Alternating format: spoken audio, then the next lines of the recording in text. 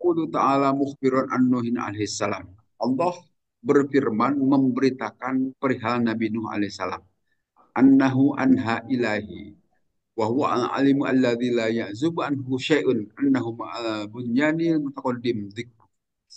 Sebagaimana Allah telah menceritakan di awal surat Nuh ini, perihal Allah telah mengutus kepada Nabi Nuh untuk kaumnya. Nabi Nuh mendeklarasikan dirinya sebagai utusan dan kemudian meminta kepada kaumnya itu untuk melakukan penyembahan hanya kepada Allah. Seperti biasa, tidak mudah kaumnya itu. Indahum asawni, sungguhnya kaumku itu asawni malah memaksiati kepadaku, wahai Allah. Attaba'u dan mereka mengikuti man kepada orang lam yajidu yang tidak akan menambah kepada orang tadi apa malhu harta itu orang wabadu dan anaknya illa khosaro kecuali kerugian. Jadi dalam hal ini dakwah Nabi Nuh itu tidak disambut dengan baik. Padahal seperti disebutkan sebelumnya, Nabi Nuh itu dakwahnya mungkin di antara para rasul paling lama.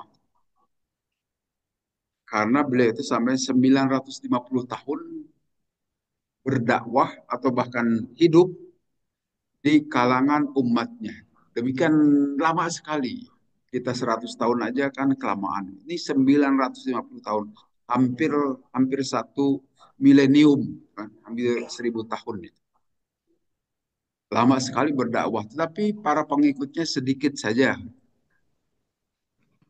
Kemudian mereka menolak terhadap apa yang diajakkan oleh Nabi Nuh. Andahum asauhu wa kadzabuhu wa khawlafuhu. Sungguhnya kaum Nabi Nuh itu mendurhakai Nabi Nuh, wa kadzabuhu dan membohongkan Nabi Nuh, wa khawlafuhu dan juga menghalangi atau berbeda. Pengikut yang mengikuti Nabi Nuh itu hanya beberapa orang saja, sedikit saja barangkali dibanding dengan umur dakwahnya yang demikian lama. Di sini disebutkan wattaba'u man lam yazidhu maluhu wa waladuhu illa khosara. Itu kaum Nabi Nuh itu tidaklah mengikuti kecuali kepada orang yang mana orang itu bisa menambah kepada harta dan anaknya itu kecuali kerugian. Nah, seperti di kita juga sekarang kan dalam kehidupan kita diseru kepada kebaikan, diajak kebaikan, lebih banyak orang yang tidak mengikuti terhadap ajakan tadi. Tetapi mereka lebih mengikuti kepada orang yang akan menyesatkan karena dikasih uang, karena dikasih yang menyenangkan terhadap mereka. Perhatikan saat musim kampanye kan, gampang kita dikasih uang 50.000 saja, nurut saja terhadap maunya mereka. Padahal selama 5 tahun akan disengsarakan kan. Jadi, rakyat itu kebanyakan seperti itu. Kira-kira seperti itulah gambaran kaum Nabi Nuh. Mereka itu bukannya mengikuti kepada aku yang akan menyelamatkan, tetapi lebih mengikuti kepada pemimpin-pemimpin atau penyeru-penyeru terhadap keburukan. Nah, manusia itu memang senangnya sesuatu yang menyenangkan. Itu sifat manusia. Perhatikan saja anak kecil, Pak. Mereka itu pasti senang mengikuti apa yang dia senangi. Yang bisa memberikan kesenangan kepada dirinya akan diikuti. Tapi kalau dianjurkan oleh orang-orang atau oleh orang tuanya untuk melakukan kebaikan, agak berat. Perhatikan aja kalau anaknya disuruh oleh ibu bapaknya ikut ngaji itu kan. Cenderung ya memang berangkat ngaji, tapi apakah langsung ngaji belum tentu kan. Nanti mereka itu kemana itu suka-suka saja. Main-main, yang memang mereka dunianya dunia bermain. Gitu. Sehingga wajar saja kalaupun di tempat ngaji kerjaannya main-main saja kan. Lari ke sana, lari ke situ. Nah, kira-kira itu gambaran manusia. Kita juga begitu, orang yang sudah dewasa juga ini. Kalau kita tidak bisa menundukkan kemauan kita, nih hawa nafsu kita, maunya itu yang senang-senang aja, yang menyenangkan bagi kita. Gitu. Maka disebutkan dalam hadis, al jannatu hubbat bil makarih wan nar hubbat bisyahwat. Bahwa surga itu memang dipagari dengan ketidakenakan keharoream gitu kan. Tetapi kalau neraka itu dipagari dengan kenikmatan-kenikmatan syahwat. Coba saja disuruh pengajian ini. Wah, berat. Di beberapa orang itu berat. Karena memang banyak makarih. Makarih itu karoream. Mendingan pulang lagi ke rumah. Mendingan itu, mendingan ini. Dan macam-macam. Tapi kalau kita disuruh melakukan pinarakaun gitu kan. Dugem gitu. Senang orang itu. Mengasihkan sesuatu yang akan menjerumuskan kepada kita itu lebih senang. Karena memang seperti itu. Sejak dari zaman dahulu, zaman Nabi-Nabi, Nabi Nuh, sampai kepada kita sekarang, begitulah sifatnya. Sehingga beruntunglah kita yang masih mau menundukkan hawa nafsunya, sehingga mengikuti kebaikan. Itu tidak banyak. Di dunia ini, ya kita tahu kan, penduduk jumlah 7 miliar kan tidak, yang muslim itu hanya 2 miliar. Dari yang muslim juga tidak semuanya pada sholat, tidak sholat berjamaah. Dari satu survei kan hanya beberapa persen yang sholatnya rajin terus. Penduduk Indonesia yang mayoritas muslim ini, yang betul-betul sholat tiap waktu berjamaah di masjid, itu hanya kurang dari 10%. Sedikit sekali. Memang ya tidak enak sholat itu kan. Kalau ngikuti hawa nafsu. Begitulah kebanyakan kita. Makaru makron kubaro. Dan mereka itu membuat makar. Membuat rencana-rencana jahat. Kemudian juga di sini sebutkan dalam ayat Al-Quran, makrul laili wan nahari idda muruna an nakfura billahi wa naj'alahu andada. Tetapi makar atau rencana jahat yang dilakukan pada saat malam dan siang, pada saat kalian memerintah kami untuk mengupuri Allah dan menjadikan bagi Allah itu tandingan-tandingan. Wahadi asma'u asnamihim. Nah, itu adalah dikaitkan dengan ucapan mereka terhadap kaumnya itu. Qalu la tadarunna alihatakum. Janganlah kalian tinggalkan Tuhan-Tuhan kalian. Nah, sebagaimana kita ketahui, mereka itu menyembah berhala-berhala, patekong-patekong atau tapekong gitu ya. Ya berhala-berhala yang menjadi sembahan. Siapa yang mereka sembah itu? Itu adalah tokoh-tokoh yang pernah hidup di zaman mereka. Tetapi kelihatan baik, orang-orang soleh mungkin di antara kaumnya itu, dan nampak baik, dinilai baik oleh mereka, maka berikutnya itu disembah-sembah. Itu yang disebut dengan kultus individu. Zaman sekarang itu kultus individu. Ada pemimpin yang hebat, dipuja-puja berlebih-lebihan. Ada orang yang dikagumi, termasuk tokoh agama. Hati-hati, jangan sembarangan.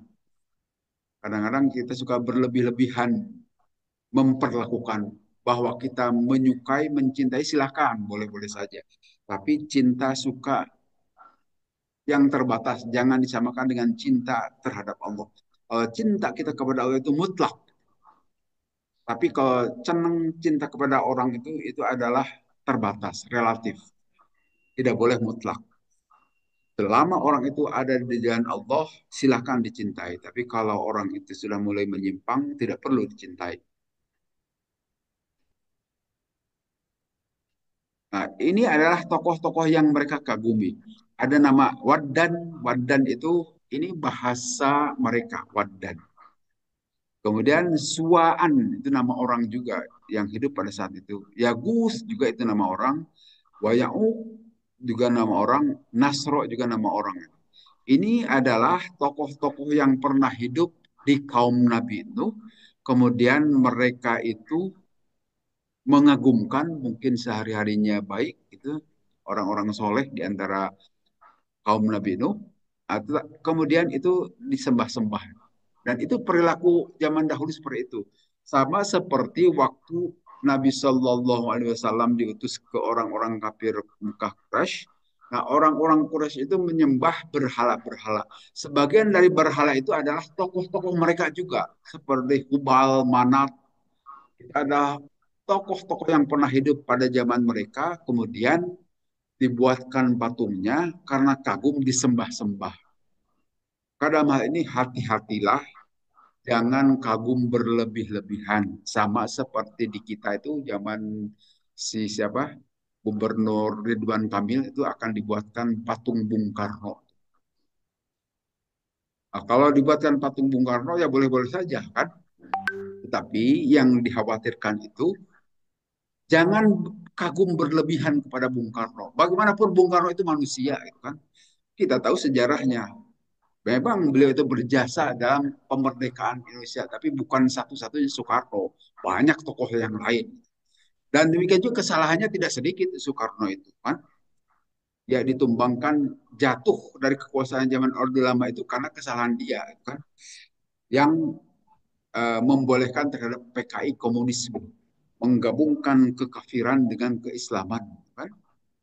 Itu yang dilakukan yang bersangkutan dan tidak mau membubarkan PKI sehingga dihujat oleh para mahasiswa melalui demo-demonya saat itu. Akhirnya jatuh. Nah, betul beliau itu berjasa sampai memproklamasikan, tetapi juga dipaksa oleh para pemuda kan, sehingga diculik ke Rengas Dengklok dan seterusnya. Panjang ceritanya, beliau betul berjasa, tetapi jangan dilebih-lebihkan. Sehingga pada saat mau dibangun patung Bung Karno oleh Gubernur Ridwan Kamil diprotes oleh banyak kita orang-orang Islam. Sehingga baguslah memang harus begitu. Karena apa? Kalau dibuat patungnya itu nanti khawatir bagi orang-orang yang tidak memiliki akidah kuat akan nyembah-nyembah Bung Karno. Apakah zaman sekarang masih ada? Masih mungkin, masih banyak yang suka nyembah-nyembah yang seperti itu. Wah, di luar kita juga nyembah-nyembah patungan gitu ya. Sehingga sebaiknya tidak boleh. Nah, termasuk gubernur kita sekarang itu Deddy Mulyadi itu. Hati-hati itu. Waktu dia jadi Bupati Purwakarta itu, di Purwakarta itu penuh dengan patung-patung. Termasuk di taman air itu saya pernah ke sana dan menyaksikan air itu bisa apa memberikan hiburan kepada kita. Tapi di tengah itu patungnya banyak dan di kota juga penuh banyak dengan patung-patung. Hati-hati itu patung memang kalau sebagai hiasan tidak apa-apa. Tapi sebaiknya bagi kita orang yang beriman janganlah memiliki patung atau membawa-bawa patung karena bisa memengaruhi karena kita itu mudah terpesona itu kan ya mudah gampang jatuh pikiran kita kalau tidak kuat akidahnya nanti nyembah-nyembah minta-minta kepada patung itu kemusyrikan harus dijauh dan itu kelakuan manusia zaman dahulu juga begitu mereka mengapa nyembah-nyembah patung karena kagum berlebihan kepada jasa orang itu baik-baik janganlah dibuatkan patungnya. Ya, di dalam ajaran Islam kita tidak pernah mengenal jangankan patung gambar Nabi Muhammad saja tidak ada. Karena ya, kalaupun ada yang menggambarkan itu hanya ilustrasi atau hanya angan-angan saja. Tidak ada yang tahu bagaimana gambar Nabi Muhammad. Walaupun kalau kita mimpi bertemu dengan Nabi itu pasti benar Nabi itu. Karena setan tidak bisa menggambarkan Nabi SAW. Apakah dari mimpi itu? Tapi nggak mungkin yang akan mimpi bertemu dengan Nabi itu hanya orang-orang baik, gitu kan? Tidak mungkin para pelukis yang tidak beriman itu akan bertemu dengan Nabi. Sehingga tidak mungkin orang baik itu akan menggambarkan Nabi. Dan bukan tentu pelukis juga kan, orang-orang baik itu. Dengan demikian, kalaupun ada gambar seperti waktu di Denmark dan sebagainya menggambar kalau itu karikatur kan karikatur Nabi hanya karikatur itu ya belum tentu sebenarnya tapi digambarkan bahwa itu karikatur Nabi itu pasti bohongnya tidak mungkin demikian juga Nabi Isa digambarkan itu dengan gambar yang beda-beda kalau di Barat ya tentu saja orang Barat orang bule Yesus itu tapi kalau di Afrika ya orang hitam loh Nabi Isa itu kan hanya satu, tapi digambarkan sesuai dengan selera orang. Sehingga itu pasti bohongnya. Yang ada di kita juga begitu. Tidak mungkin. Tidak ada yang tahu. Apalagi Nabi Isa itu lebih tua dibanding dengan Nabi Muhammad. Jadi kalaupun sekarang ada gambarnya itu pasti bohong. Sehingga tidak mungkin digambarkan sebetulnya. Hanya angan-angan orangnya saja. Nah, kembali ke Nabi Nuh di sini. Nah, itu ada nama, ada 5 nama di sini. Ada Wadda, ada Suwa'a, Ya'uko, Yagusa, Ya'uk, dan Nasar. Itu nama-nama orang yang baik. Wahadi asma'u asnamihim, itu adalah nama-nama patung-patung mereka allati kanu ya'budunaha min dunillah, yang mana mereka melakukan penyembahan terhadap patung-patung itu.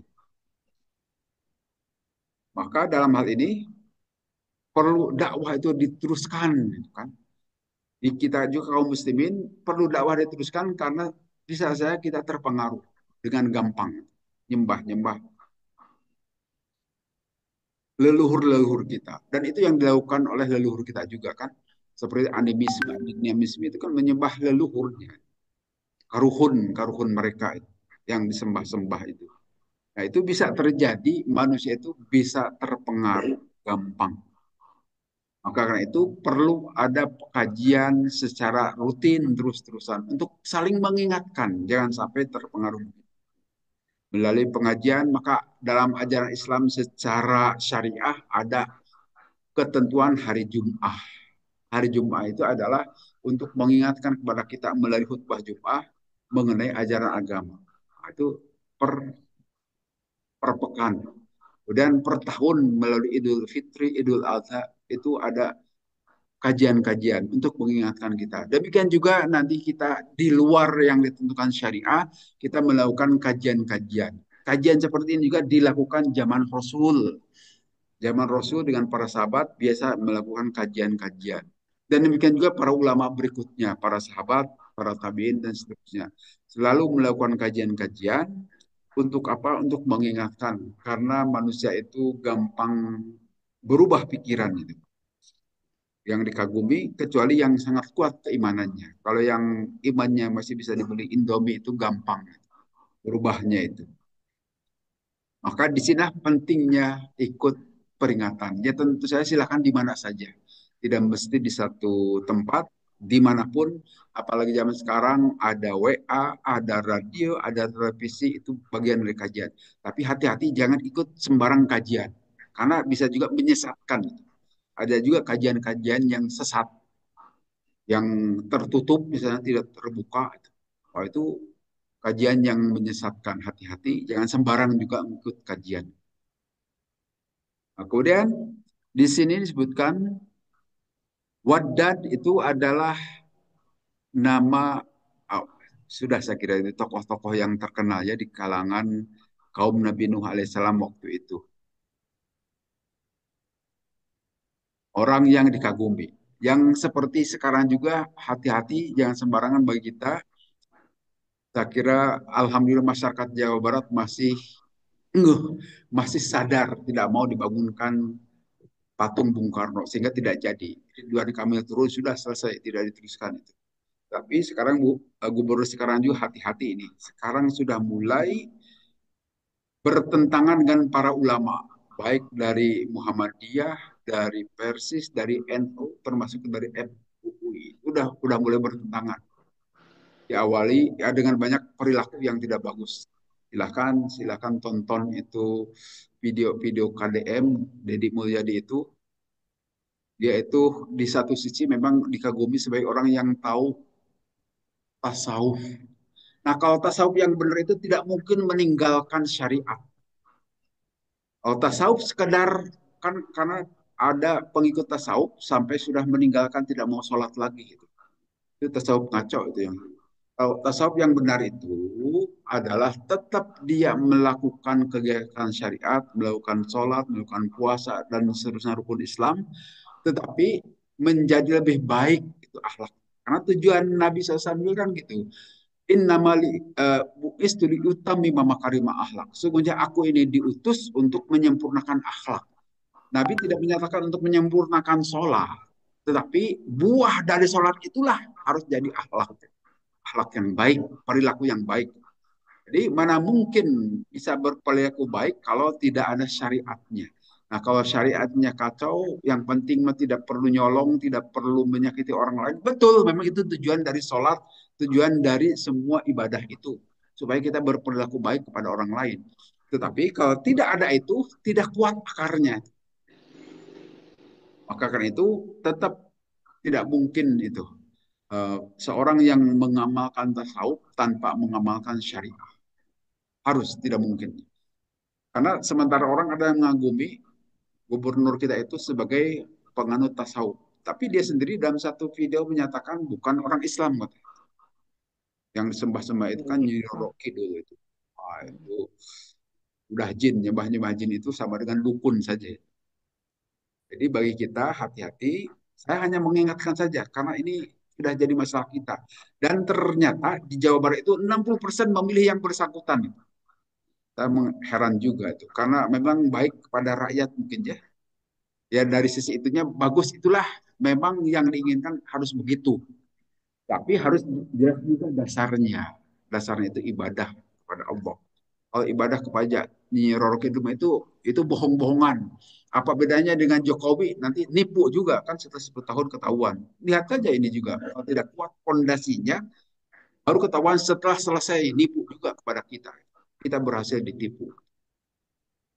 Maka dalam hal ini kita yang suka pengajian hati-hati untuk melihat pemimpin yang seperti begini, yang melakukan pencitraan berlebihan. Nah, kemudian kembali ke sini, pada mama tu kola ashabuhum alladzina kanu yaqtaduna. Berkatalah orang-orang pada saat mereka itu tokoh-tokoh yang tadi 5 orang yang soleh di kalangan kaum Nabi Nuh itu berkata orang-orang yang mengagumi atau sahabat-sahabat mereka itu mereka marilah kita mengikuti perilaku itu tokoh-tokoh yang baik pada saat mereka hidup bersama kita. Lau sawwarnahum kana ashwaku lana ilal ibadah idza dzakarnahum.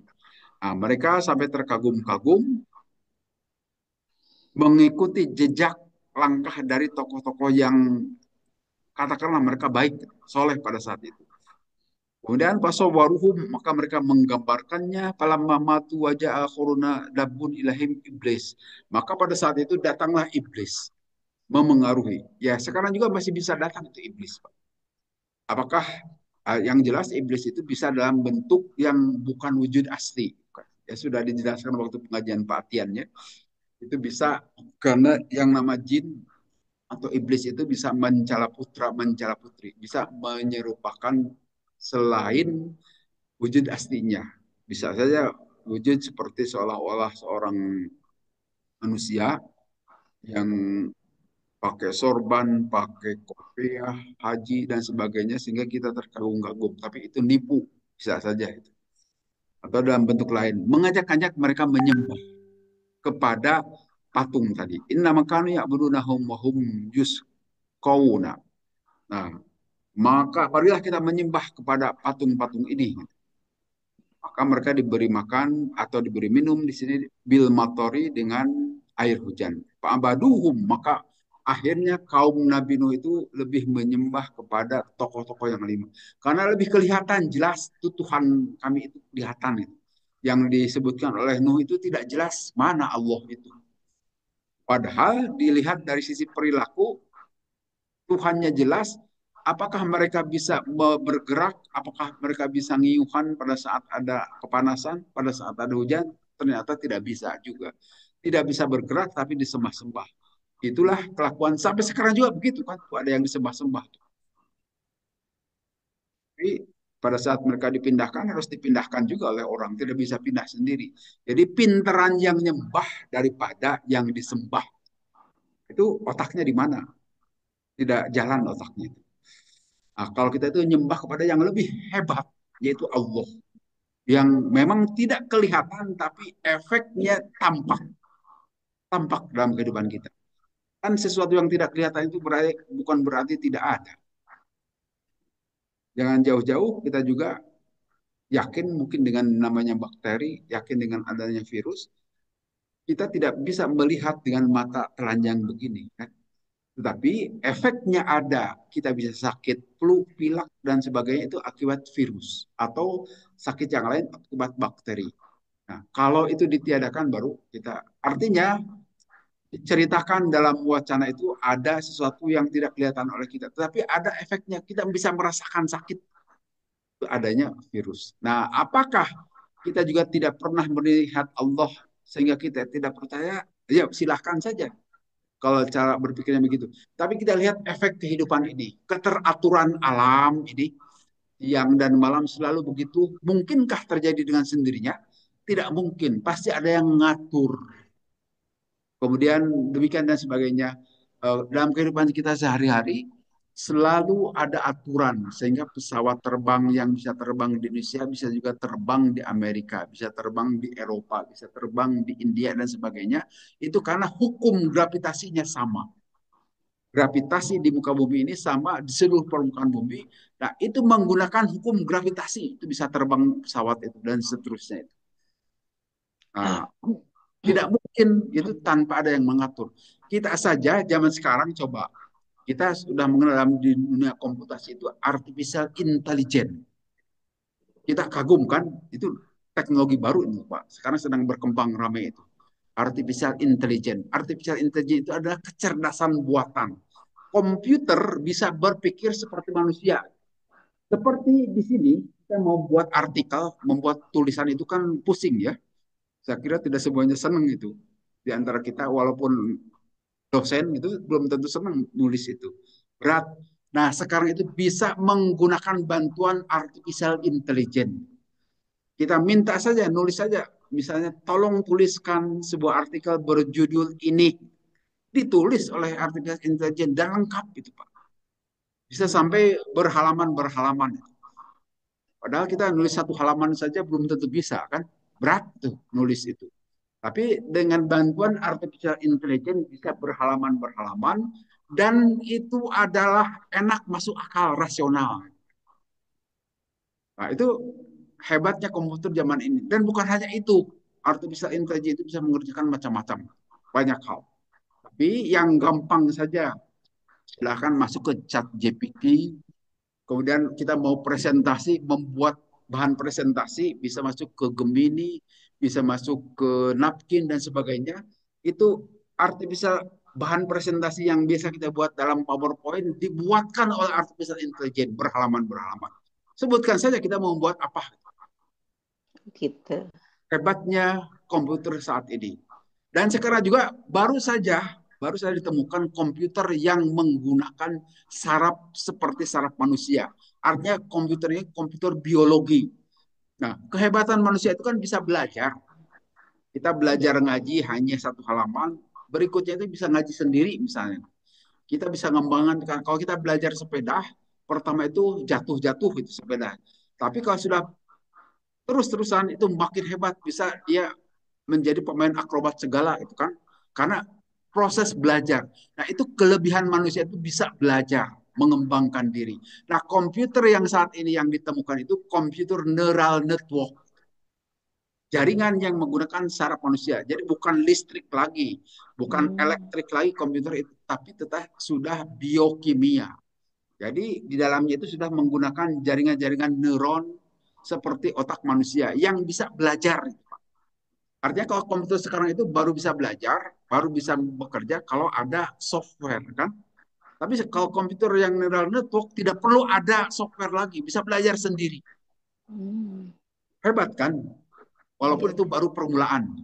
Ini ceritanya sejak tahun 80-an sebetulnya, tapi keberhasilannya baru tahun-tahun ini. Nah, makin hebat saja manusia itu. Nah, tetapi semuanya itu bukan berarti melebihi ciptaan kita. Seperti artificial intelligence. Hebat itu, Pak. Tetapi hati-hati belum tentu benar. Tetap harus diperiksa lagi oleh manusia. Saya juga sudah pernah membuat artikel menggunakan 40 referensi. Ternyata setelah dicek referensinya itu bodong. Walaupun penulisannya bagus. Artinya artificial intelligence juga tidak cerdas-cerdas amat. Tetap ujungnya itu harus ada manusia.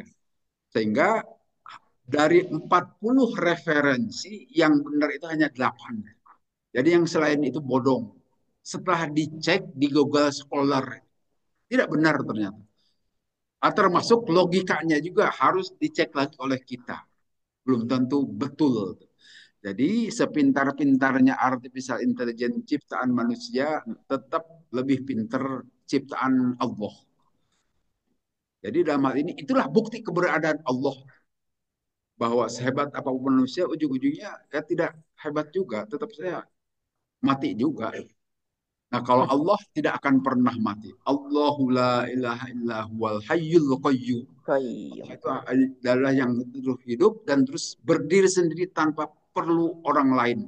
Kalau manusia itu tidak mungkin hidup tanpa orang lain. Perlu ada tetangganya, perlu ada yang lainnya. Itulah yang kita sembah itu Allah.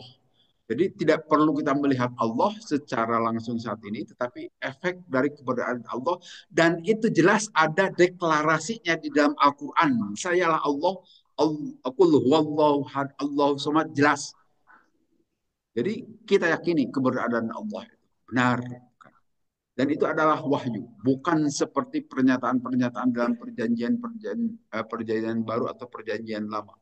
Itu adalah tulisan manusia. Tapi kalau Al-Quran itu firman Allah. Tidak ada yang kitab suci yang berasal dari langit kecuali Al-Quran saat ini. Ya. Kalau dahulu ya Taurat, Injil juga dari Allah juga, tetapi sudah tidak ada aslinya. Nah, itu dalam hal ini memang manusia itu menginginkan Tuhan itu harus tampak. Seperti apa sih Tuhan itu? Tapi saya pernah melakukan satu debat waktu dulu sekolah di Amerika tuh, dengan orang Indonesia juga, tuh. Orang Indonesia yang Kristen, tapi ngajak-ngajak saya masuk Kristen waktu itu. Tapi saya tanya begini, loh kenapa Tuhanmu itu digambarkan dalam bentuk manusia saja? Egois amat kamu.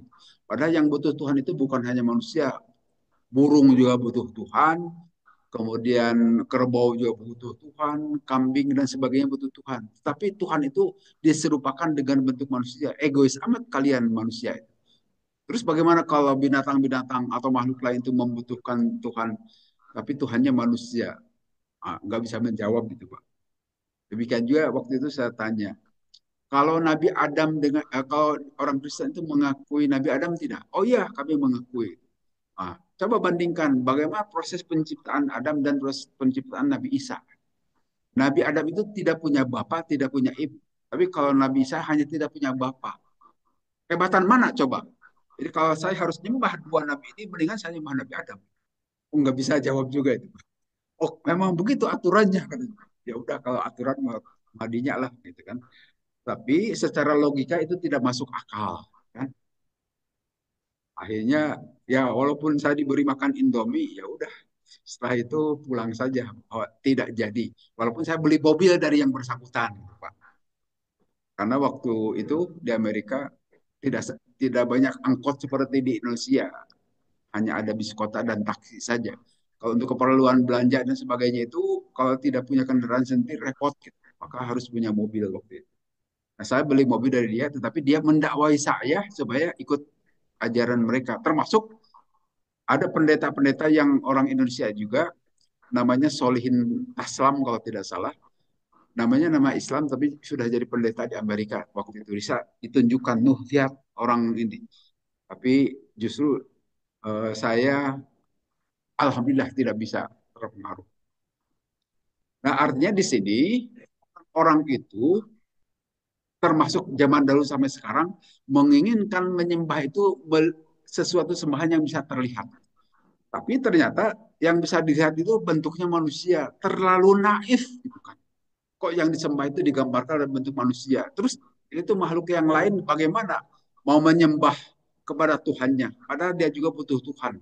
Tapi Tuhannya dibajak oleh manusia gitu kan. Itu tidak masuk di akal. Dan tidak bisa menjelaskan itu orang itu waktu itu. Akhirnya selesai saja perbincangan. Sekali lagi dalam hal ini orang-orang kaum Nabi Nuh juga mereka itu baru mau menyembah kepada Tuhan yang bisa dilihat. Kalau Allah itu tidak bisa dilihat ya sudah bukan Tuhan.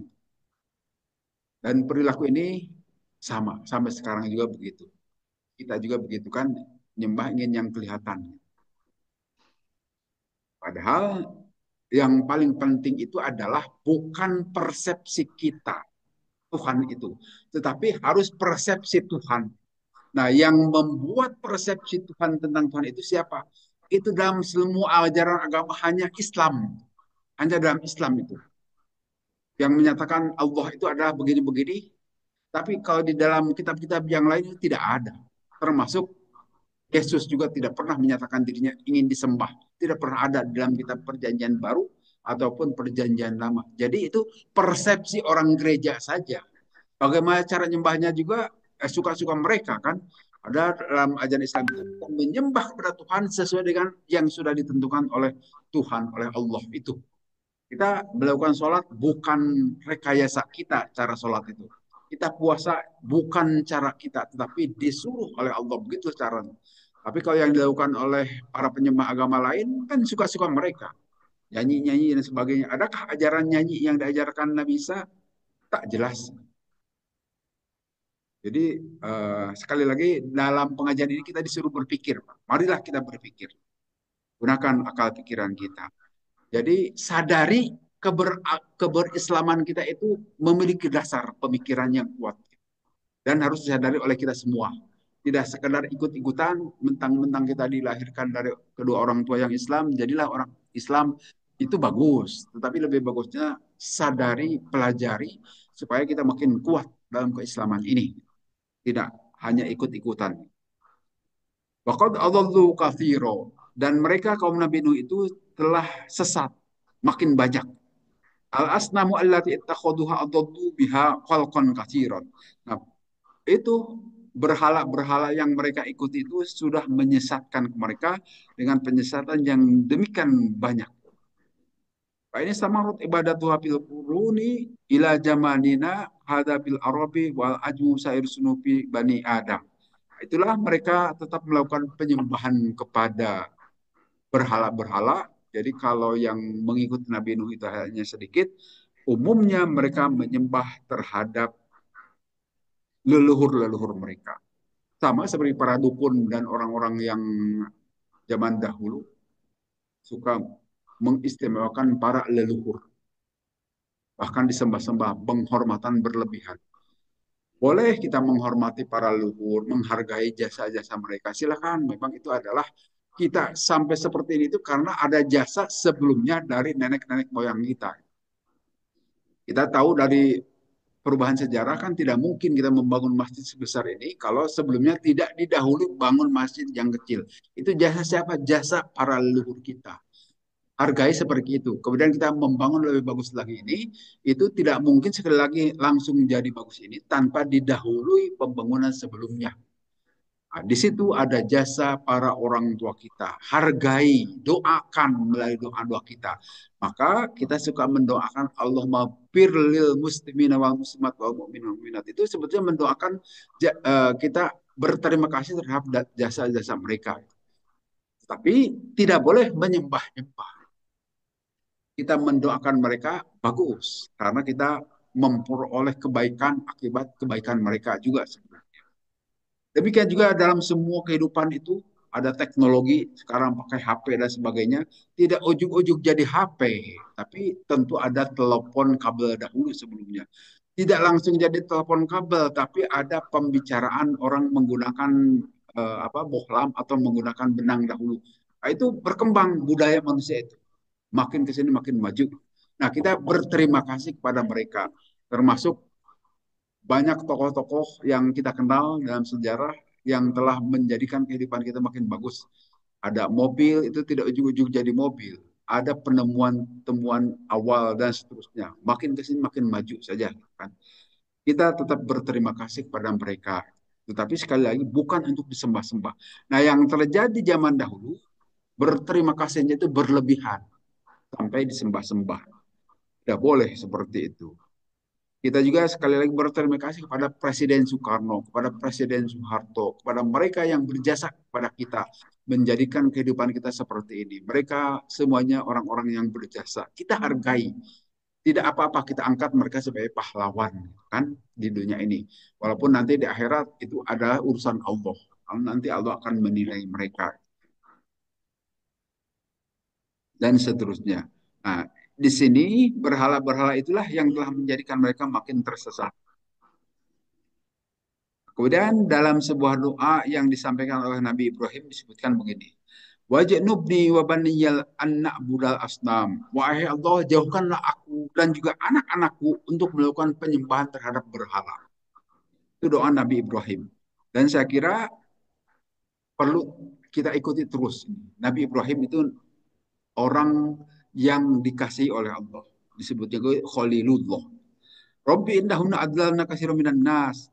Kata Nabi Ibrahim, wahai Allah, mereka itu berhala-berhala itu telah menyesatkan kebanyakan dari manusia. Jadi sekali lagi jangan pernah sampai tersesatkan menyembah yang bukan-bukan. Nah, di lingkungan kaum muslimin itu masih ada pengaruh, terutama orang-orang tua dahulu masih suka ya membawa-bawa roh-roh leluhur gitu. Sekali lagi boleh menghormati para orang tua, tapi jangan disembah-sembah, jangan diminta-minta. Tidak bisa apa-apa mereka. Sudah mati gitu kan.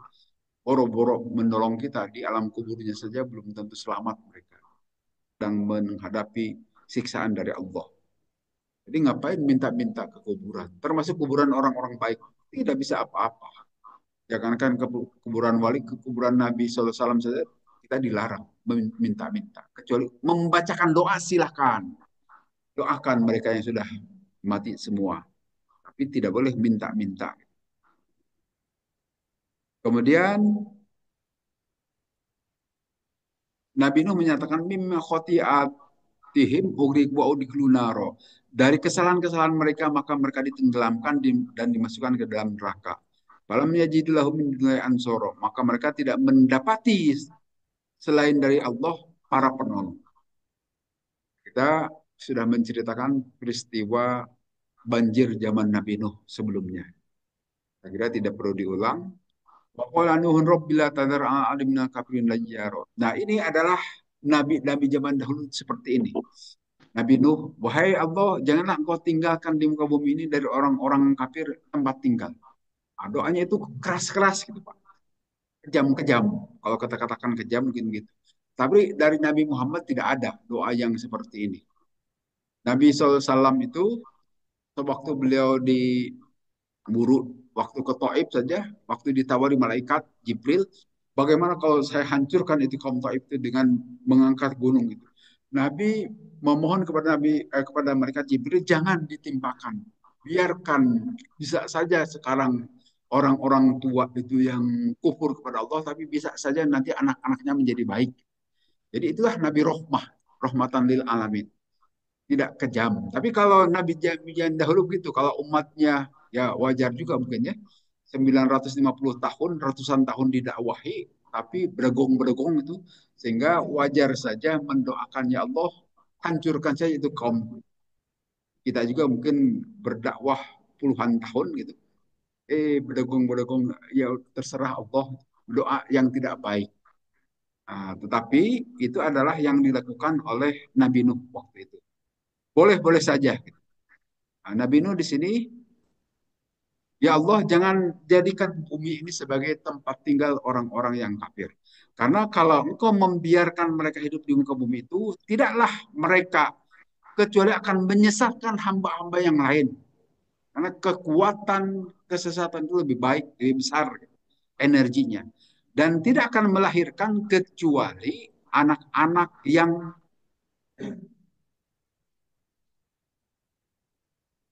wala yalidu illa fajiran kafaro, kecuali anak-anak yang fajir, yang durhaka dan juga orang-orang yang kafir. Itu kata Nabi Nuh.